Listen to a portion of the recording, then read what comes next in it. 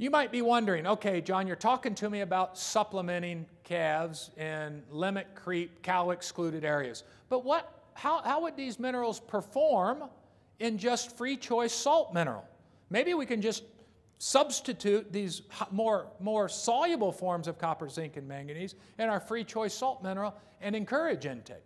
So that's a logical question, and it's one that we wanted to pursue. And so we have these pasture systems here that we built for cow-calf studies, where this area here is excluded from the cow, right? The cow can't get in there, and so the calves eat there. This area is excluded from the calf because it's too high. The cows can consume that, but the calves can't reach it. So we can separate what the calves eat in the pasture and the cows eat and measure that independently. So we have replicated pastures with these, and that's what we did. So we had, in this study, we just had 4 pastures, 18 cow-calf pairs per pasture, and we had 3 supplements. And once again, the supplements were traditional Florida supplements containing 2,500, 5,000, and 4,000 part per million of copper, zinc, and manganese. And they were identical except for the source. And the sources were sulfate, hydroxychloride, or organic. And we measured preferential intake for 18 weeks. And these are just stainless steel bowls, and the exact, the same minerals in there, just differing by source. And we just simply measured what they preferred to consume.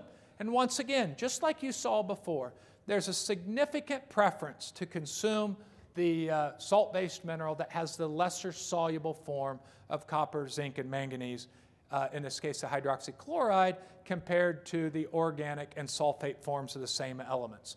Very similar to what you saw in the low moisture blocks.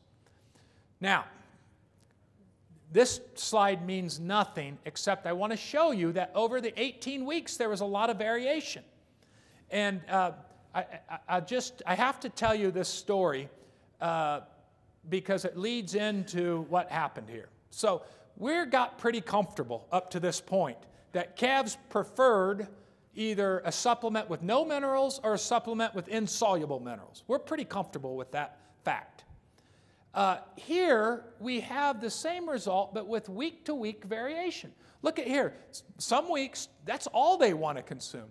And by the way, each of these means sum to 100. This is just percent of total intake. So on this week, they ate 55% of total intake came from the hydroxychloride. But look at this. 3 weeks later, no difference. They're eating the same of everything.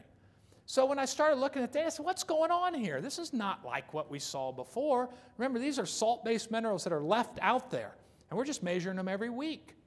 So the young lady that was running the study, she's a very competent young student, and she's Brazilian. Her English, she's an intern. Her English isn't really that good.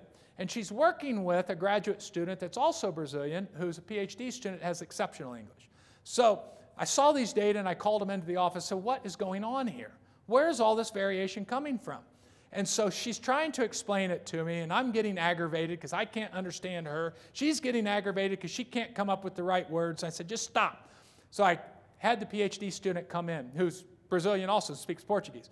So I asked her to tell him, and she talks for like what seems like 15 minutes. It was probably only 2 or 3 minutes, but in Portuguese, just rambling on.